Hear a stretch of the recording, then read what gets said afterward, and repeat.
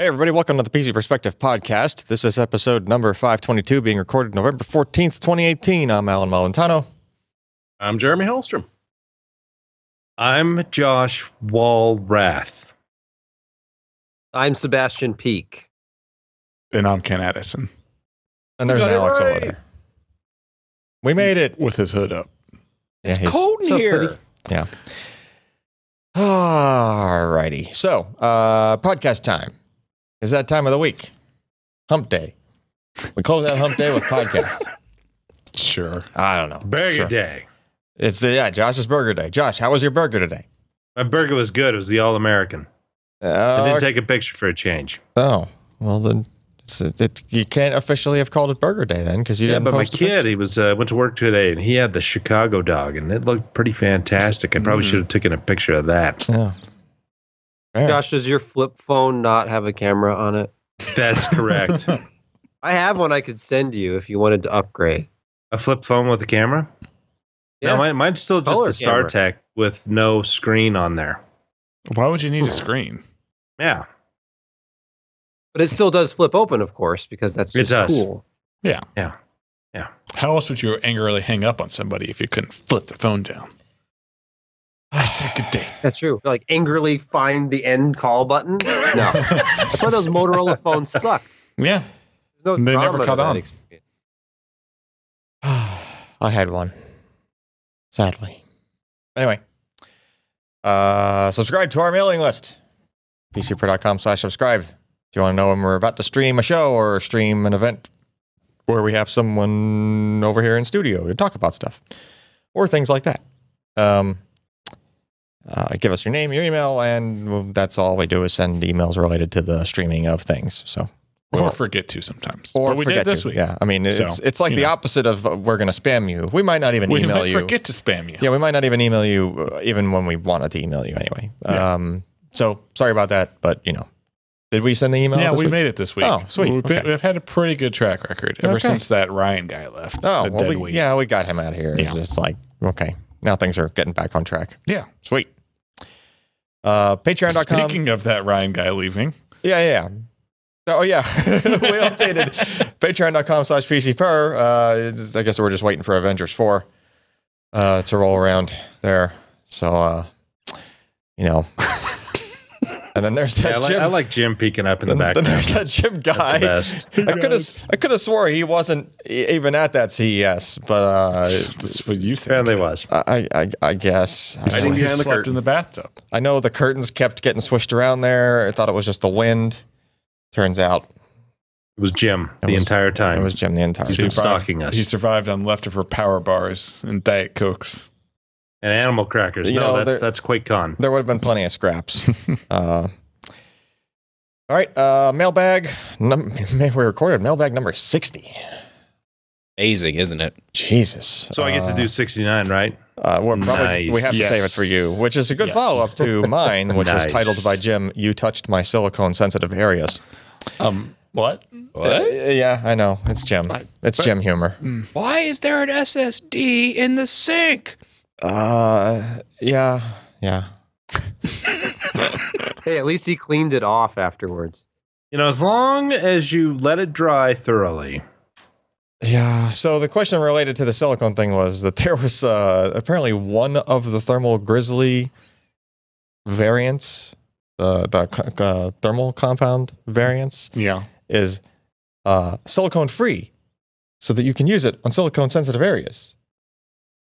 I mean, I guess. And I mean, I don't know. I mean, I was even asking Steve, like from Gamers Nexus, because maybe he would know. yeah, What, is it did you about have silicon implants? sensitive areas? No, well, just like he does a bunch of thermal compounds that, like, whatever, we had no idea. Like, That's weird. He didn't know. Yeah. I I don't don't know. understand that at all. Somebody on the comments for I think the YouTube video mentioned that sulfur gets absorbed by silicone and can attack other things, but I don't remember inside of a PC as being a place where you're worried about sulfur just seeping into stuff. Maybe I don't think we're worried about that. Is your PC haunted? Yeah. Yeah. Because there's nothing like doping your own silicone at home. Yeah. Is that what the kids are calling it? Yes. Do you do that? Yeah, with a spoon I don't and a know of lighter? any process that's going to Yeah, I don't eat know. away at silicone without, it being extremely basic or extremely acidic with certain hydrogen bonds that it's going to, Yeah, it's just that all the other, every thermal Rgb compound except for one contains silicone. It's like silicone based or whatever. Yeah. And this hydronaut isn't. I don't know. It's for people with allergies. It's a thermal paste that won't poison you. I guess. Anyway, so our thermal paste only contains 100% non-human susceptible cyanide. So I'm still curious about this. So if anybody listening has a clue as to why you're worried about silicone being present or not present in your thermal compound, let me know, because now it's to the point where I'm just like baffled. Like I just want to know what the answer is. There had to be some reason they put that in there. I don't know, or maybe they just happened to make the thing and they're like, hey, this one just doesn't have silicone in it. Marketing guys, figure that out. And What's just slap organic what's on different it too? about this one? Well, it's got these thermal conductivity ratings, and we didn't need to use any silicone in it, so there's that. I was trying to think of I was trying to think would silicone like attack like tubing for like water cooling, because they're talking about it like it's hydronaut. But how would it? But it doesn't diffuse through. No, like it really doesn't. Like it does, and how's it going to water block into your right tubing? Right. So I don't know. Anyway, yeah. JoshTech.com with 2 Ks gets you to our merch store. Silicone sensitive area sounds like a new T-shirt. Might need to do that. Nobody would buy. I would buy one of those probably. I've got something to announce with in terms of the Josh Tech. You're going to have to discontinue the use of that name because I'm announcing that I was just hired by Lucid Logic as their chief performance officer. So the mug doesn't have Josh Tech on it, so we can keep selling that. Oh, yeah, it doesn't have the trademark. Womp womp. Anyway, what do we got here? A show. Yeah, we can review. Turtle Beach Elite. Turtle Beach Elite Atlas Pro Performance Gaming Headset. I'm so pumped. All of those review. All those descriptors in there. Chris Koch wrote this one up. It's a headset. It's $100. Who would have thought that Turtle Beach was still around? Yeah, right. They are. I mean, they were the bee's knees back in the day. Okay. They're big in the console space, which is like mind blowing if you think about where they came from. Yeah, they changed gears, and it seems to be paying off for around them. like Xbox 360, PS3 era. They started pivoting and selling these really successful, pretty good console headsets. I had one of the earlier ones, and even back then, it was like they were doing quality stuff. I can see why they're popular, but it's a weird pivot. Yeah. Hey, if it works. More console but gamers than there are out of audiophiles, right? It's true. But yeah, this is sort of an interesting one. It is essentially the Elite Pro 2, which sold for $250. But they popped out the super amp, like the inline sound card.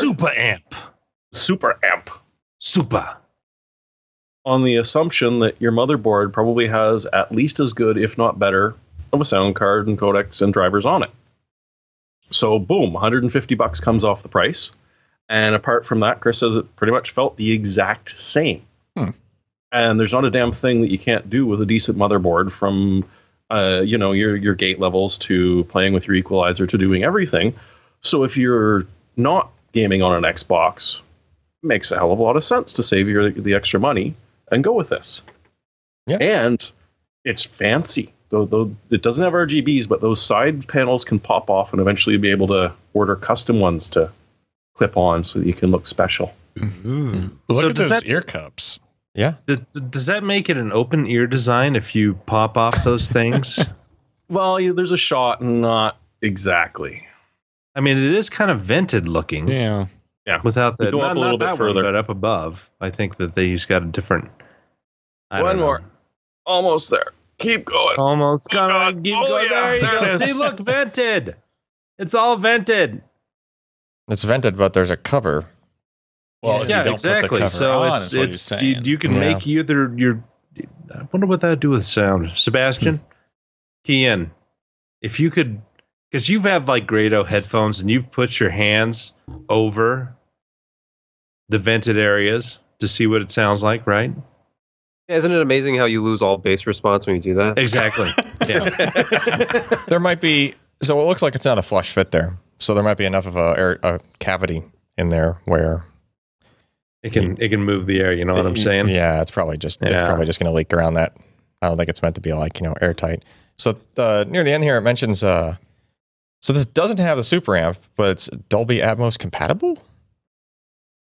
If it's just an analog,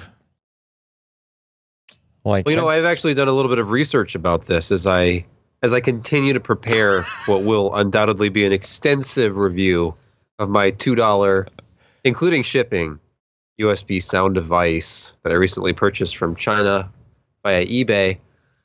Windows 10 includes virtual headphone surround support.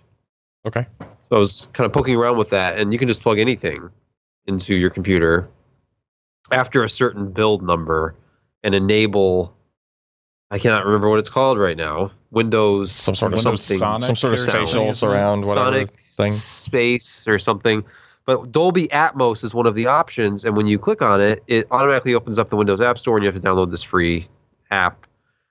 But it lets you choose between like the Windows default 7.1 channel simulator and Dolby Atmos simulator, spatial which I think sound. you have to buy after a trial period. But I think that's what they're kind of banking on with this is, hey, the API is right there inside of Windows 10 now. So if you're using this on a PC, you can get virtual surround sound, including Dolby Atmos, by just... You can use Dolby Atmos or you can use Windows Sonic for headphones. I don't know. Did we lose Sebastian? Ooh, we did lose we might Sebastian. have, yeah. I think we might have lost him. We lost you, Sebastian. Have you heard anything that I've said at all? Yeah. Yes. Yeah, we did. Just the last 10 seconds. Do you have a cold, Sebastian? I do. Oh. But unlike some people, I'm actually here right now. Yeah. He shows up. Yeah, well, I think it's you need to. That's not that stain behind you is actually mold, and that's what's causing you to be sick. I see. I knew it. Don't worry, because there's going to be some. I don't know what. I guess Kills primer. What do you use on a basement wall? Bleach. Kills. Is it already painted? Yeah, but I don't know, like 15 years ago, with some dreadful yellow paint, as you can see. I can see. You should just paint it green so you can use it as a green screen. We were considering white balancing while you were away off of that wall, off of his yellow wall, just to see what happens when he comes back. Across this blue after we did that. Anyway, going back with the Sonic headphones, Turtle Beach, and beer. Ooh, and beer. And beer. Okay. How much do these cost? $100. $100. Really? That ain't bad. That sounds pretty damn good. So the amp is like $250 or $150, I guess, out of that. Yeah. They should just make a super amp add-on that you can magnetically attach to the back of it, like the Essential phone. That seems to be doing really well for them. Yeah. You know what? Whatever your phone isn't doing well, definitely go with modularity. Because look at Motorola. They have built an empire on selling modular Android phones to people. I think I found a typo. Its frequency response is 12 hertz to 20 hertz. But it does it really well within that, That's it. that range. All you get is bass. Nothing else. I didn't know the headphones could even go down to 12 hertz. That is impressive. Yeah, it is impressive that it goes down to 12. All I hear when I listen to Katy Perry is earthquakes. It's like that Earthshaker sound booth at CES every year. Okay. Next up, we have Ken. Still cranking out the juice over here. Core i9-9980. 9980XE. Much like Intel, I can't stop. Much like Intel and their Skylake architecture, I can't stop, won't stop. I see. So there's really not a whole lot to say here. The 9980XE, this was announced alongside the i9-9900K, which we took a look at last month. Full refresh of the Core X series processors, the HDT, the X299 stuff. If you scroll down one more, You can see one more. You can see the full lineup, which we've talked about.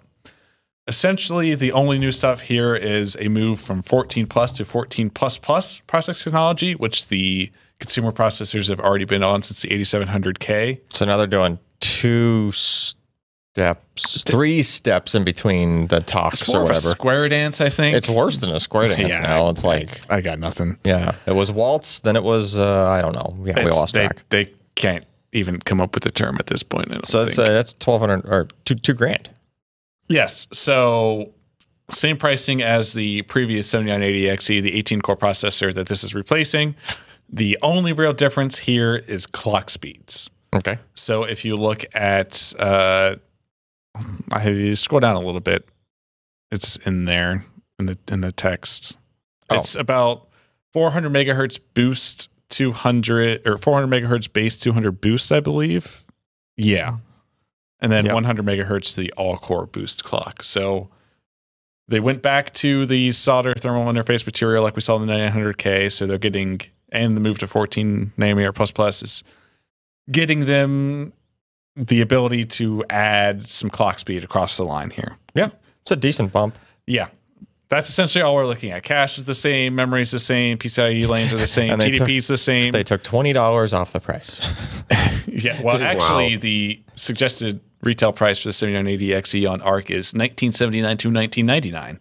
So I just took the higher number because 1979 seems like a stupid number. Yeah. I mean, I guess we can look at a couple of the benchmarks, but we don't really have to. Let's look at this iometer thing because it's got me curious. There's not really a whole lot of change in iometer from the 7980XE. You look at the top 2 sets.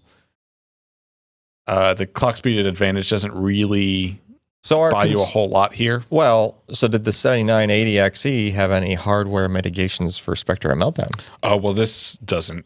Okay. So, and this doesn't either because it's not, what is it, Coffee Lake or whatever. Right? Or whatever. No. It's Skylakey. Yeah, it's the same architecture. Okay, gotcha. Well, so is there anything out yet with hardware mitigations? Sort of. Right? I believe the 9900K has hardware mitigations for one of them. Yeah. Technically, the easiest of the whole first batch to patch. Yeah. But I mean, we're talking about microcode updates here. Yeah, we haven't the platform. We haven't essentially. We haven't like super dug in into like exactly what performance. Yeah. Which variant is affecting the worst or whatnot. If you scroll back down to that iometer chart, we can look at it compared to the Threadripper chips. Okay. And you see a substantial gap here between QDepth 1 maximum I/O performance between the Intel Core X stuff and the Threadripper parts. What's interesting there is that's pretty low numbers for single thread. Like, I mean, basically we're just how fast can a RAM disk be accessed single threaded? So the bottleneck is the thread performance of the OS. You know, basically it's an interaction between the processor and system memory, RAM, basically. So yeah, that's kind of significant. Like it's what, a half to a third of the performance on Threadripper? That one's I've got the number in there somewhere. The actual difference. It's a pretty jarring. The 9980XE is 90% faster. Okay, so nearly 2x, almost double the performance. So if you go ahead and let's go to the media encoding page and rendering page and take a look at that one. Alrighty. So, I mean, if you look at the overall story here, not much has changed between if you look at a review of the 2990WX and the 2970WX that we did within the last month or so. You have an advantage to Intel for single-threaded performance, like has been the entire story of the whole Intel versus AMD Ryzen thing. Yep. And then now you have a substantial core advantage on the AMD side. Yeah. For less money, right? For about 17, I think it was 1725 this week, you can get the 32 core Threadripper 2990WX. So it's a massive amount of which is massive advantage. Now I don't know what the percentage difference is there, but that's like the Threadripper is doing what is that, Blender? Yeah.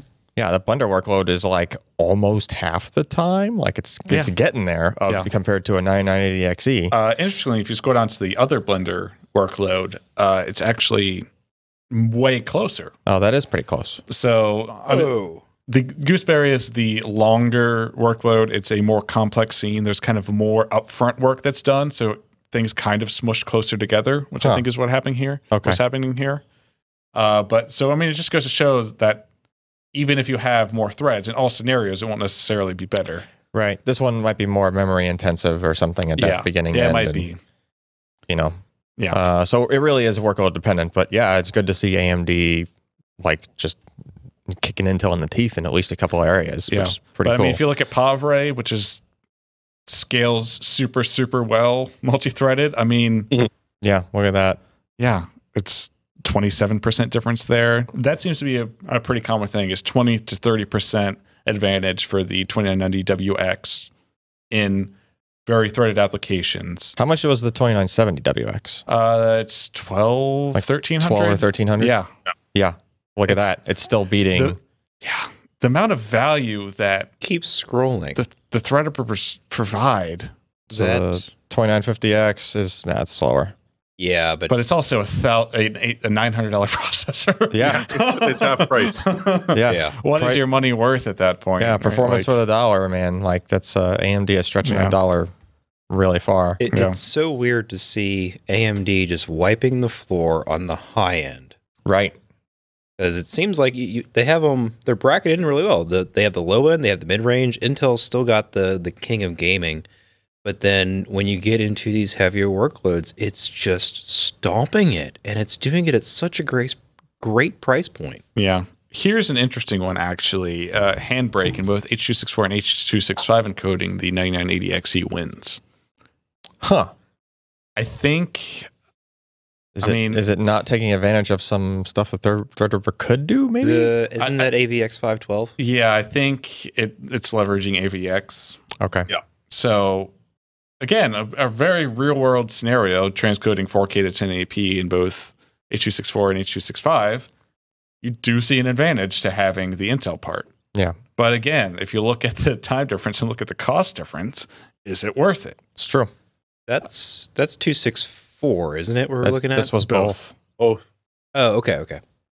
The margin's much smaller in H.265, I believe, or the other way around. Yeah, 264 was a smaller margin. 265 has a way bigger margin. Yeah, because I think 265 doesn't leverage AVX nearly as much. Here's a 264 benchmark. Yes, that's pass 1 and pass 2 on the X264 encoder. I mean, pass 2 is generally the more multi-threaded workload, so you can kind of see they trade off there. Mm-hmm. But yeah, just go ahead and skip to gaming, and we'll talk about that. So... In general, I think it's difficult to find a place for this processor. So here, Ken and I were just talking about this the other day. Yeah. 1080p,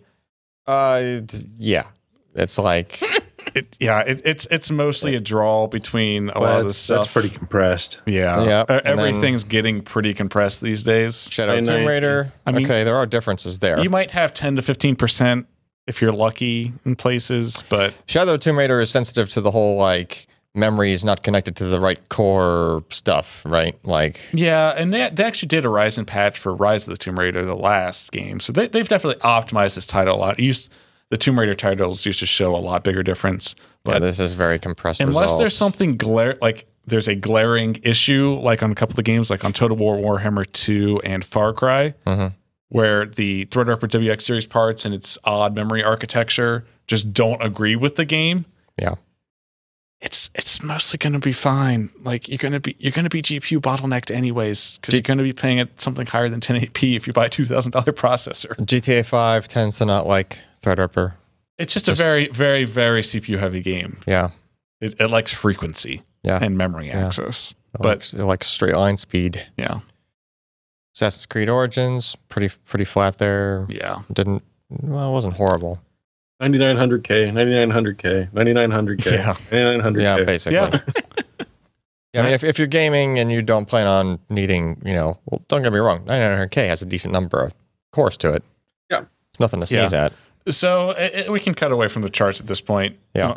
I guess kind of the discussion I want to have is, has the 9900K moving to 8 cores, 16 threads kind of ruined almost every use case for Intel's HDD platform? Unless you need more PCIe lanes, or you're doing pure, I would say if you're doing pure rendering tasks where you need 18 cores, but in that case, buy a Threadripper. Yeah. Like, why do you buy a Core X series processor at this point? You used to be able to make more of an argument with like the 5960X and the 6950X, even though they were stupid overpriced. It was the pinnacle. It was getting the most cores. It was getting the PCIe lanes. It was the highest end, most enthusiast processor you can buy. But that's Threadripper now. Yeah, I mean, you can't. That's Threadripper at 4 really, really compelling price points and really compelling products. Right. Mm-hmm. And you can't even make the argument that Intel just has a thing that's the best of everything anymore. No. Because if you are doing like some of those workloads, Threadripper was, taking Intel to task. So there is no just this is the best of all the things chip anymore. Yeah. I mean, well, and you're also talking, apples to apples, performance. Right. When you factor in money. Yeah. Oh yeah. But I mean, AMD has always been if CPU wise, whenever AMD did have competing CPUs, it's always been AMD. Solutions are way more cost effective, right? Yeah. Except like maybe that Athlon 64 was their high end, the 50 and 52 around that time. FX 50. Yeah. Also, strangely enough, the number of them they sold 50, 52. I mean, I do think these Core X parts are kind of maybe what you would say is the best compromise if you need to build a high-end workstation for something and it needs to be for more than a singular task. Like if you're not just doing Maya or Blender, but you're doing just a bunch of stuff. Kind of like what we do around here. We're running a bunch of applications. We never know what we're going to need. You need single-thread performance and you need multi-thread performance. They make sense, but they're still way too expensive. Yeah.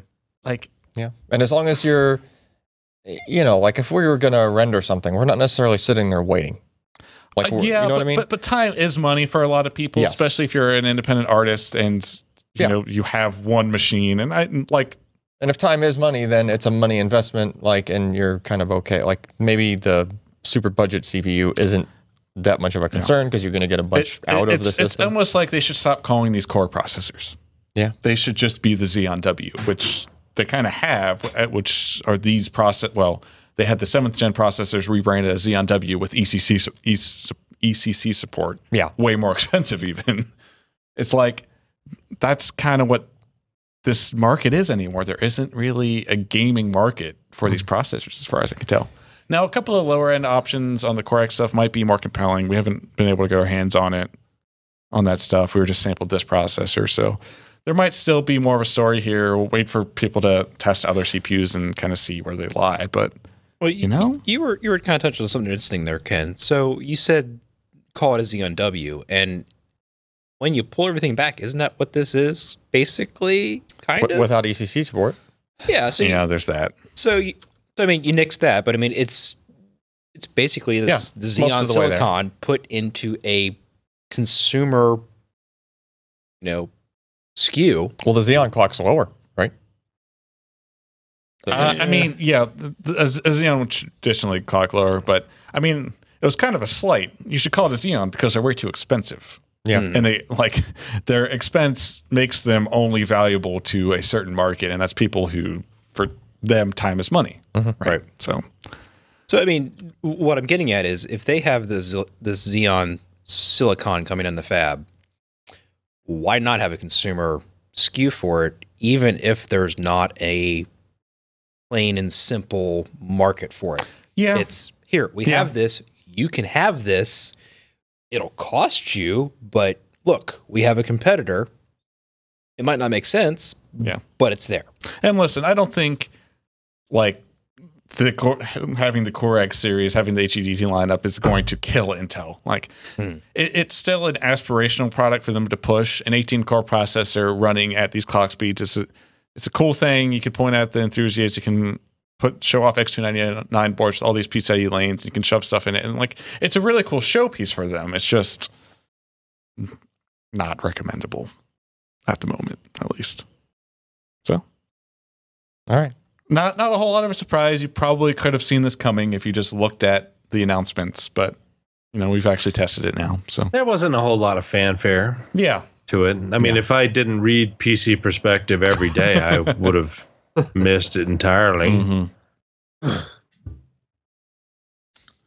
Alrighty. Might be time to reappraise the high-end desktop. I think that might be a job for like a performance department, like a chief performance strategist or something. Yeah.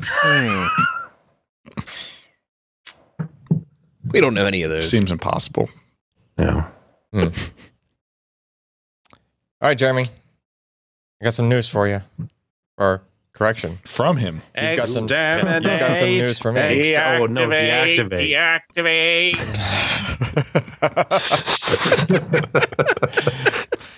I wish we could just have like an MP3 clip of every headline so we would understand Jeremy's subtleties sometimes.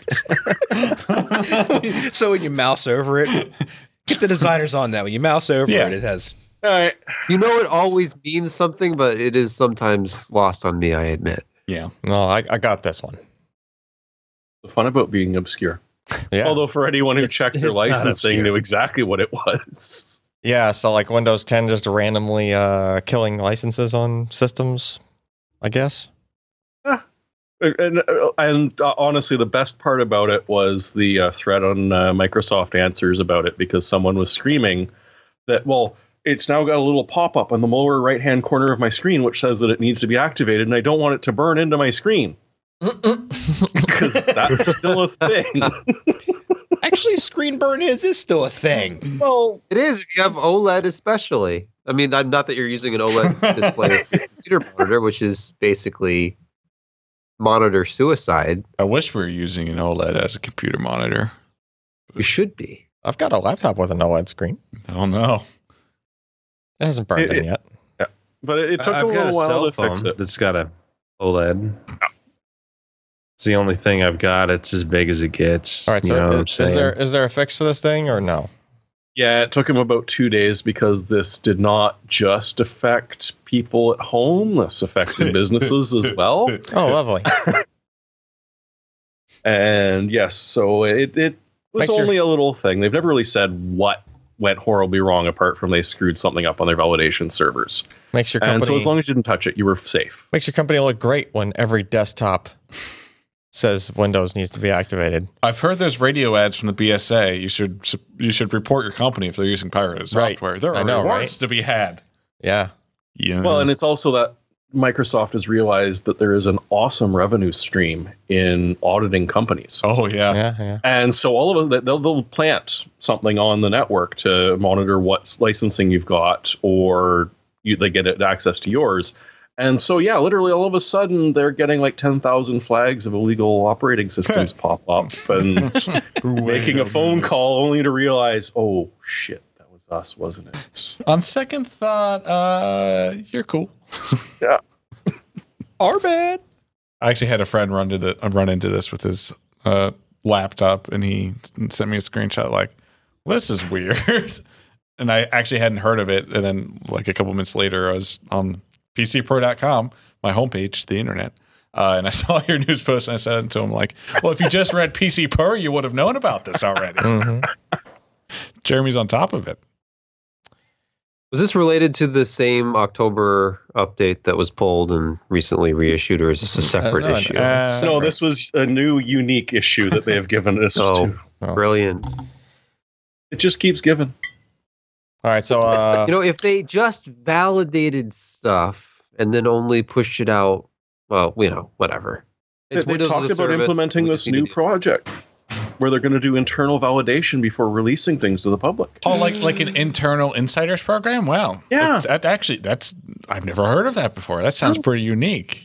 You bring your beta testers inside. Wow. And even if they did. Speaking of bringing beta testers inside, did you know that Billy Idol became a U.S. citizen today? Did not. Oh. It's a nice day for a naturalization ceremony. Yeah. Yeah. It's a nice day to start again. I was waiting for him to say white wedding, but that was the joke. No, that didn't happen. Yeah. All right. We've Killed him. He dead. Next up. So someone slapped one of those Seagate Iron Wolf hard drives, 14 terabyte one, into a pin code driven encrypted external housing.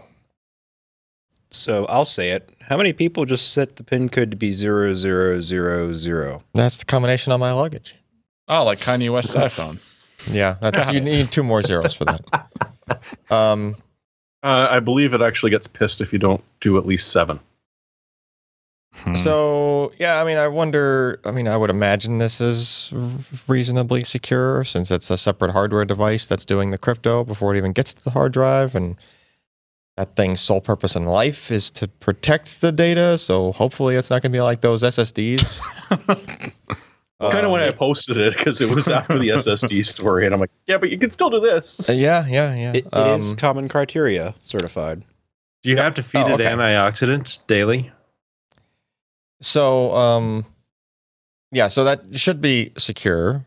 And they tested it and it was fast as well, which just means that the processor can handle the throughput of the hard disk, basically, which is good. And one of the interesting features, at least I figured, was it'll support multiple users.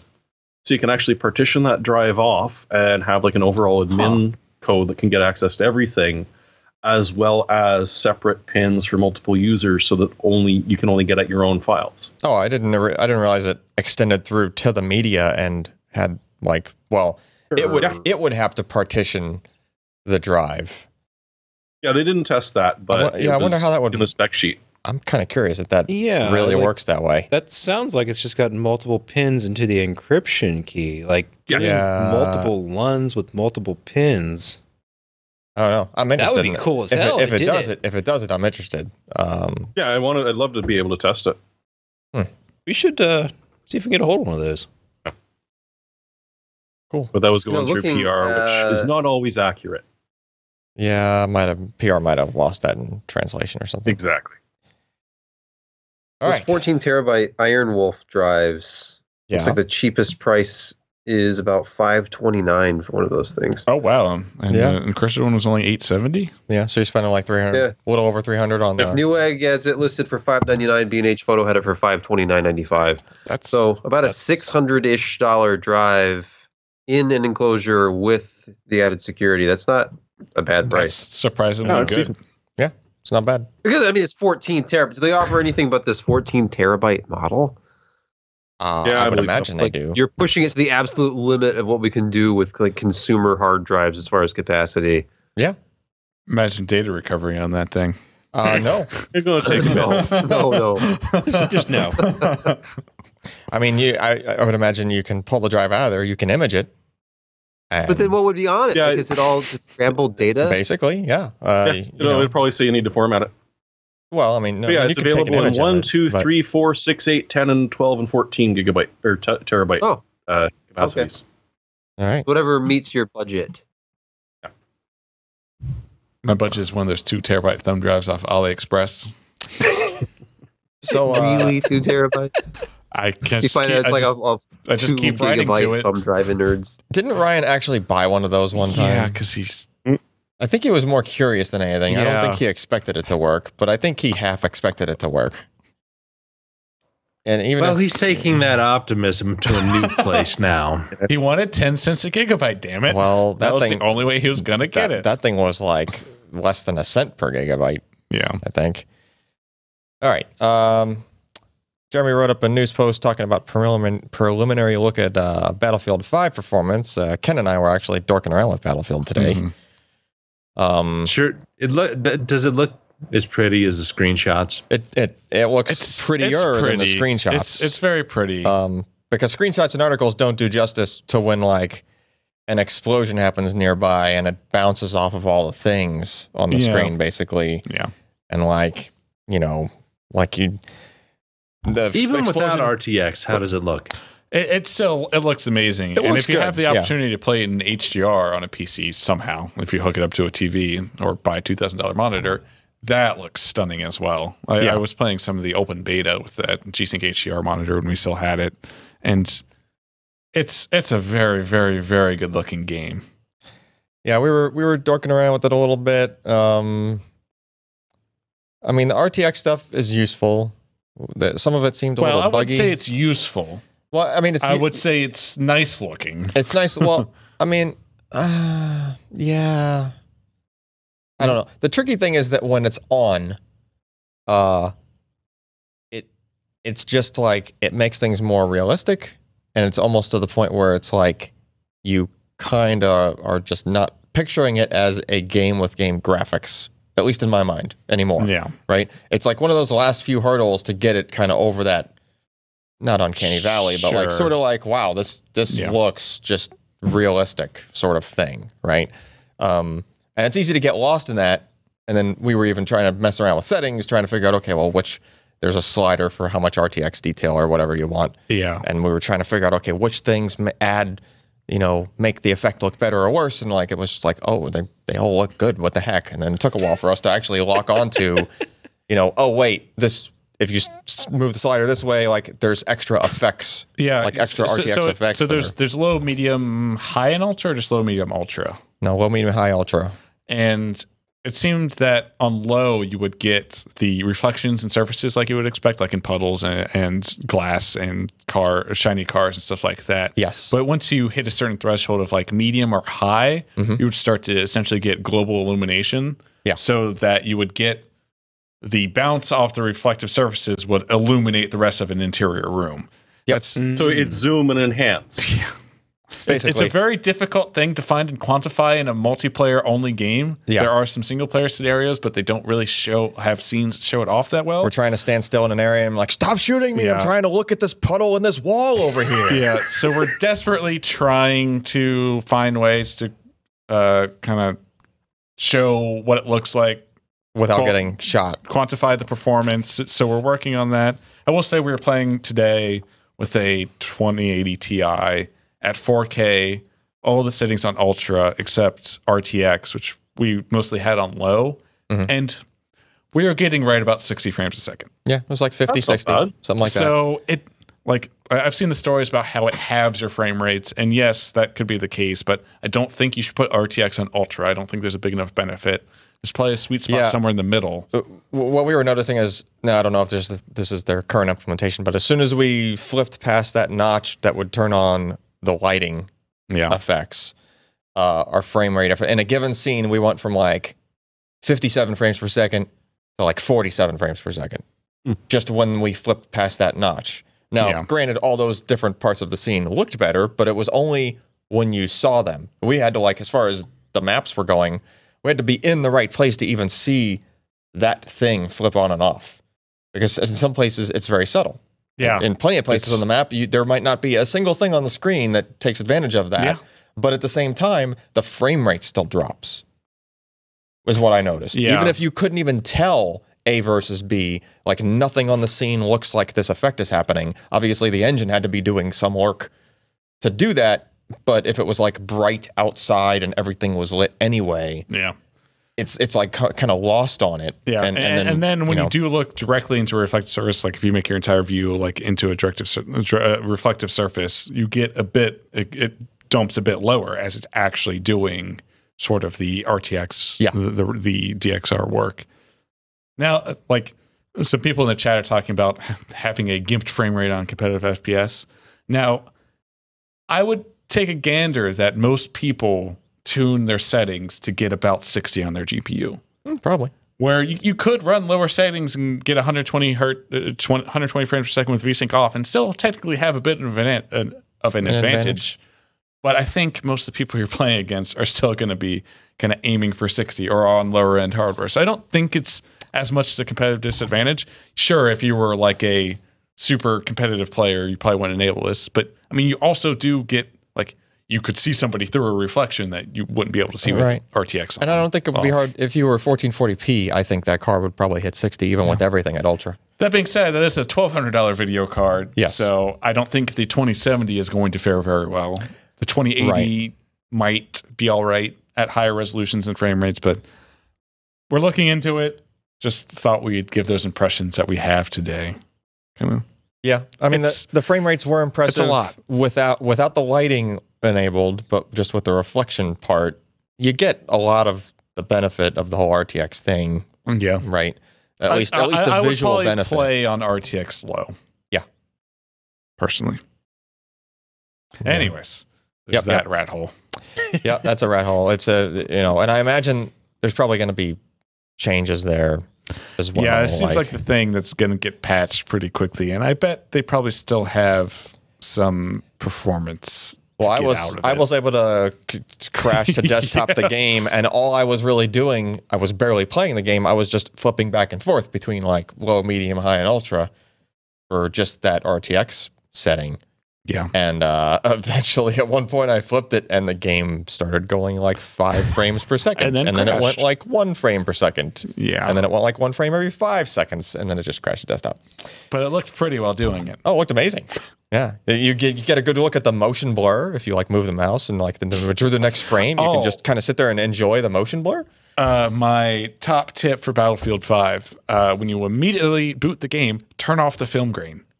Yeah, it looks like shit. It looks like complete shit. And they do have other effects like a vignette, and there's another one that I've left on so far. They look all right, but the film grain makes it look like complete shit. Yeah, it's default on. I don't want my game to look like an old timey movie unless it's like a cutscene or something. Yeah, for kind of like one of the best looking PC games, the state let's add a bunch of snow on the looks screen. really shitty. We've got an ugly switch, and we turned it on. Yeah, ugly switch on by default.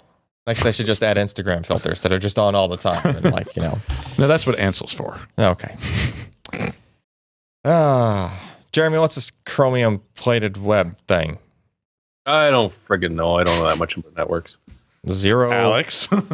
They're talking about dumping TCP and replacing it with a protocol that Google designed called Quick. Yeah, this actually came out. Quick came out a while ago, and it was kind of a toy for a while. And now it's going to be an IETF standard. So, yay! I mean, it's like you're asking for a web page, and why do you need to do, SYN, all this other TCP crap? With HTTP 2, it added the ability to push. Mm-hmm. So you can say you have a browser come in and says git/HTTP2. It does a protocol upgrade and does HTTP2 does in-stream management of substreams. So with Quick and HTTP 3, they just basically moved it to a new transport. And there's kind of a bit of an asterisk on this little graph here. All the documentation, all the protocol specs are all open. You can go to the Google page, and they have some very in-depth technical articles, and it's extremely well documented. And their protocol negotiation and upgrade process seems to be pretty sound. And basically what it's doing is it disconnects the session management from the IP map, the IP pair and the port pair. Yeah. So traditionally, you have a request come in, it's coming from 192.168 on port 6336 or whatever to port 80 on blah, blah, blah, blah, blah. On the server, yeah. Right. Well, with Quick, it doesn't do that anymore. It actually has, as part of the protocol negotiation and handshake, it sets up a session ID. And that's what's tracking the actual connection at the protocol layer. So now with Quick or HTTP 3, previously, if your laptop, say, went from a cell connection to a Wi-Fi connection, obviously things would break. You'd break the link, yeah. Yep. It doesn't do that anymore because the handshake and the challenge is authenticated. It just carries over. It's actually really cool. Yeah. The downside is everything's encrypted, and it's going to make a real big pain in the ass for anyone who needs to do protocol dumps. What kind of needs to be encrypted for you to be able to do that kind of a handoff? Yep. Otherwise, you can just man in the middle the heck out of that thing. Yep. There's a couple cases they talk about in the not the cipher page, but the encryption page. talking about replay attacks and echo DDoSing. And they have some very interesting ways about how to mitigate that, because you can't fix them both at the same time. Yeah. So this is cool. I'm kind of like, this was really interesting when it first came out, and I'm kind of looking forward to seeing it come out and more widespread. Cool. But yeah, you're right. Nightmare for anybody trying to troubleshoot the network and sniff traffic. And it's just moving it up a layer, you know. yeah, that's true. Move on up. All right. What do we got next here? NVIDIA Quadro RTX 4000. Jeremy, want to say some stuff? AMD just, put out a card, so obviously NVIDIA's got to jump on it and say, but we got also a brand new RTX 4000. We can do this too. Yep. And it's a little more affordable than the other ones. This guy is selling for about $900, which, if the new Instincts, there's a good chance they're going to be sitting around a little bit higher than that, but not ridiculously more. So it keeps them in that affordable range. Mm-hmm. It's a bump up from the previous one. We've of course moving to the Turing architecture, but it's got 2,304 CUDA cores, up a little bit from the previous one. 288 tensor cores, again a tiny little jump from the previous model. 36 RT cores, which of course is the new thing for Turing, and 8 gigs of GDDR6 on board. So it's going to be interesting to see that. They're suggesting that it's going to be a 40% jump in bandwidth from the P4000, which isn't totally out of the ballpark, we wouldn't think. So once we see it, we'll be able to say whether this is anywhere near accurate or not. And the numbers they're spitting out are pretty much bang on with what you're expecting from the lower cost Instinct, 57 teraflops of performance in Tate. It's time to convince your boss to upgrade your work machines. The cool thing I've seen kind of NVIDIA and PNY pushing about this is that it's a single slot card. So it's essentially an RTX 2070 for workstations, and it's single slot. Yeah. Which they've kind of done with the Quadros in the past. They had like a GTX 1070 equivalent that was single slot, and you essentially get that blower fan going pretty good, and then you can see the venting at the top, because they obviously don't have room for venting in the back, because that's where the display connections are. So, easier to fit into workstations. Interesting. Or a bunch into a server, maybe. You never know. All right. Oh, look. More. Oh, wait. Is this RGB? Yeah, of course it's RGB. Of course. It's very expensive RAM. Oh, How look, could it not be? More G.SKILL Rgb memory. But DDR4, DDR4 4000. Yeah. And 4266.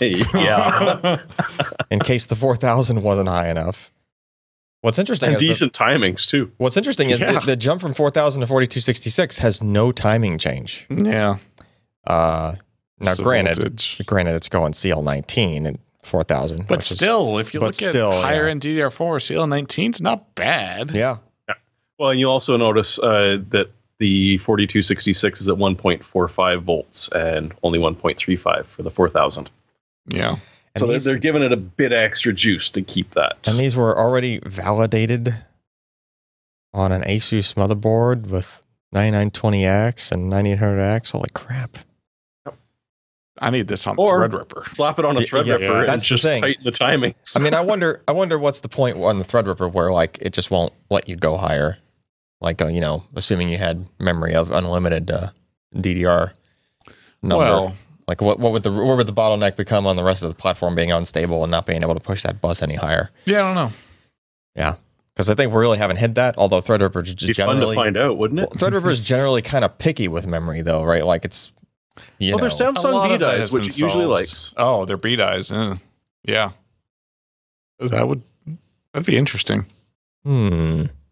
How much does it cost? Oh, infinite monies, I'm sure. Yeah, I noticed there's no money in this post here. No, Jeremy. They don't seem to have wanted to suggest a price. They don't even want to let you know yet. Oh man. Let's just go with lots. Yeah, lots and lots of money. You know how Have to everything lately has ask. been costing well over $1,000. Don't I? Yeah. All right. So Intel launched this deep learning stick thing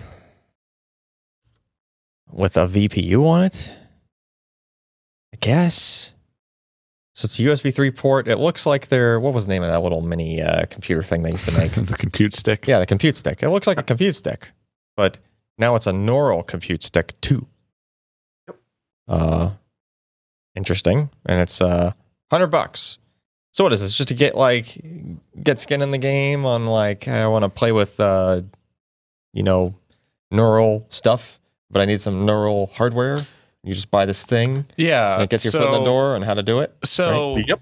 I think one of I think it was the first gen that I saw some application stuff where people would plug them into Raspberry Pis for tasks like doing inference where you don't need a lot of compute power. The thing you're doing with the inference results isn't very intensive.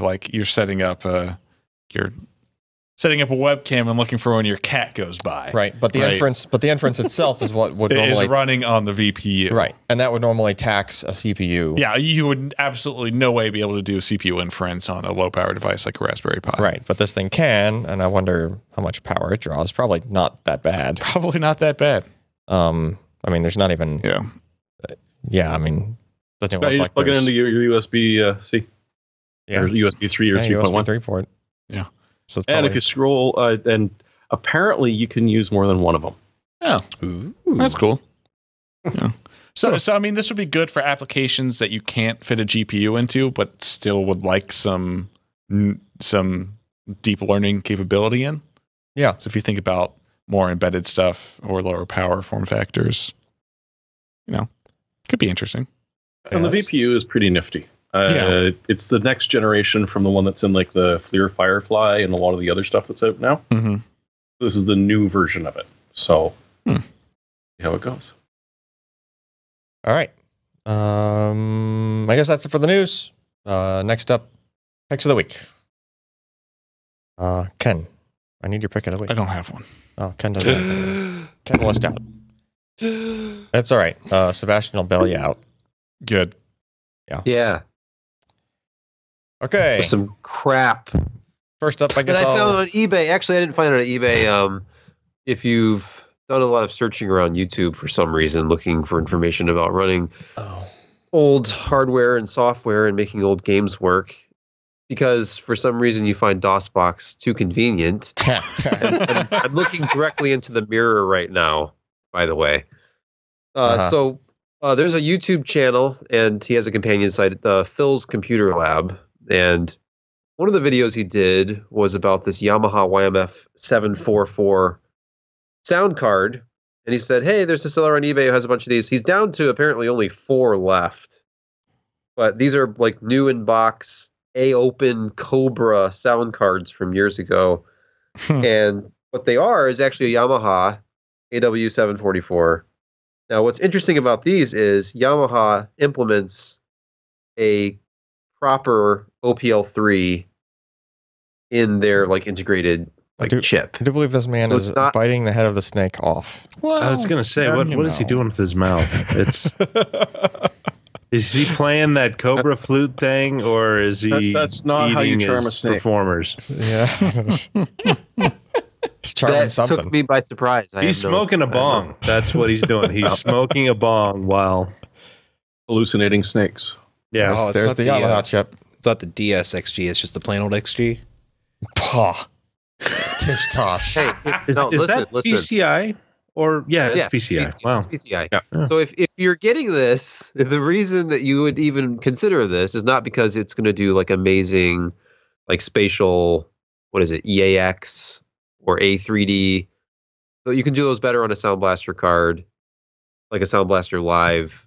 This is good for DOS compatibility. You don't have to have a really old board like a Socket 7 or older with an ISA sound card and spend, you know, $70, $80, $90, $100 or more on a Sound Blaster ISA card, because those keep climbing in the used market on eBay. This thing for $25, you restart in DOS mode if you have like a Windows 98 gaming PC you've cobbled together, and it just works with a lot of games, and you get proper FM synth sound, and it doesn't have like that horrible. I have tried in the past like DOS gaming on a Windows 98 machine where I had like a budget Sound Blaster card, and it was sort of emulating FM synth. I was playing X-Wing actually, and there were a whole bunch of notes just missing. If you were playing like the old version of the game, the DOS. What do you choose? Like, what option in the DOS game menu do you choose? Like, which sound option? That's why I would encourage you to check out Phil's computer lab for all the settings. He has in the video he walks you through, because if you restart into DOS mode with this thing, it brings up a little control panel. You get to choose, your basic sound card setup. From there, and basically, when this is configured, if you just want to use the OPL3 within the game's setup, usually like the install or sound setup or whatever the game has, you just run it, you choose ad-lib, and it does 100% accurate ad-lib sound. It does okay. It does like very acceptable Sound Blaster for the digital effects, and it'll mix them. And there is a mixer app that you can bring up, and you can adjust your levels between the ad-lib and the Sound Blaster compatible. But for $25, and actually they sell, the same seller I think has them loose for $20 without the box. It's kind of a fun thing to mess around with if you have like an old machine laying around that you can put like Windows 98 SE on, and for some reason you actually wanted to try like doing like the nuts and bolts, method of old time gaming versus just putting it in DOSBox and having your computer emulate it. And DOSBox emulation for sound is actually great. Yeah, and it does not the same. But just in case you miss your autoexec.bat, there you go. Yeah, it is different. There are subtle differences, there are subtle differences between the Munt implementation of the Roland MT32 and the real thing, whether people accept that or not. But anyway, it's a very, very complex, and it can be very expensive to get into like MIDI modules and put together like a Roland MIDI stack, and all of that stuff is ridiculously expensive. If you want to do it with an ISA, because of the interface you have to buy, which is super rare and very overpriced. So, all right, who wants to go next? You do. I can go next. All right, so I think, was it Jim? Jim bought one of these, or Ryan bought this book? Ryan. Yeah. Sorry. I know he's easy to forget. Well, I mean, you didn't remember him either. Anyway, we're all forgetting Ryan around here. Who? Yeah. Anyway, so pretty cool book. I picked it up recently. It's called The Game Console, Photographic History from Atari to Xbox. And they kind of give you some verbiage on like, some stats and numbers on whatever the particular gaming system was. But what interested me was they have an iFixit style, like actually better than iFixit style breakdown photo of every single system, where it's just they completely disassemble it and then it just kind of like layer all the bits and pieces, so you can get to see what the inside of the thing looked like. Pretty cool book to flip through. It's actually I forget how many pages it was, but there was a lot. Like there were a lot of game systems in there. Hadn't seen an Intellivision in years. Saw one in that book. B-17 Bomber. Mm-hmm. Did you ever play that game on the Intellivision? You had to have the optional voice edition. Oh, yeah. What do you think, Kitty? So there was this chess game my uncle would constantly play on television. All I remember is the controllers were horrible. They had they had a little number pad on them that was like a membrane number pad, right? And then they had this it was supposed like a wheel shaped thing, but it was actually the joystick, but it didn't stick out at all. So if you wanted to go up, you had to push this disc in like on top. It was like, yeah, it's just. Didn't Valve design some of those? Yeah. It was pretty bad. Anyway. Next, Jeremy? Question mark? I don't know. Is it King me? Jeremy. Yeah, it's Jeremy. You say so. So the Hackaday prize is finally completed, and the number one winner is actually kind of interesting because everyone should have a robot arm called Dexter. There's nothing horrible that could happen because of that Yeah, whatsoever. But there's the list of parts is actually quite short and not ridiculously expensive, and the software that the guys developed does everything you expect from a normal robot arm, and is able to emulate will it pet the hand kitty? motions. Okay? What? It can pet the kitty. Ken, you got a 3D printer. I do have a 3D printer. You need to get cracking. Yeah. But with This the is right awesome. equipment, you can actually teach it how to move using your own arm motions, which is generally stupidly expensive if you're going to be buying a robot arm. But can you teach it how to love? Well, I think it Depends on needs. how I think it needs a speed upgrade. 'Cause that's- You like mean like it's the slow physical and- act of love, Ken, or you know, And like a the grip emotional downgrade. side? Because I'm pretty sure you could just program in the physical side. All right. Oh, it uses an FPGA for processing. Fancy. and force feedback. You can build it yourself. It's just not Wow. going to be a ridiculously hard project if you've got any idea what you're doing with FPGAs. So hey, give it a shot. Interesting. It is interesting. All right. Next, George. Yours Schwarif. So, you know, being original, I'd like to point these things out. But the price of higher end G-Sync monitors are going down. This is a VA panel, goes 120 hertz. G-Sync, $799, another $20 off if you use the code. Curved. You know, this would really replace my current 3 monitor stand.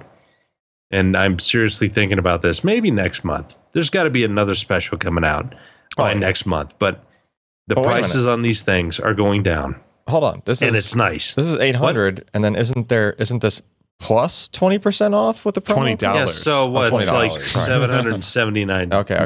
$779.99. Yeah, it's not a huge chunk off, but well, you know these things are going budget when AOC is making them, yeah, right? it makes me happy.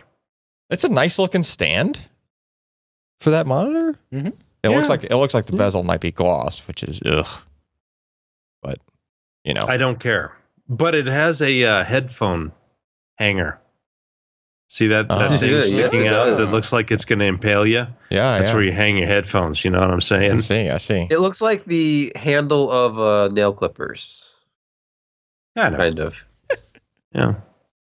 Ooh, or a So yeah, they just keep going down in price. We had that Alienware one last week that you know, arguably might have a few more features, but it's $100 more, 120. Yeah, and this is still Yeah. a 120 hertz panel.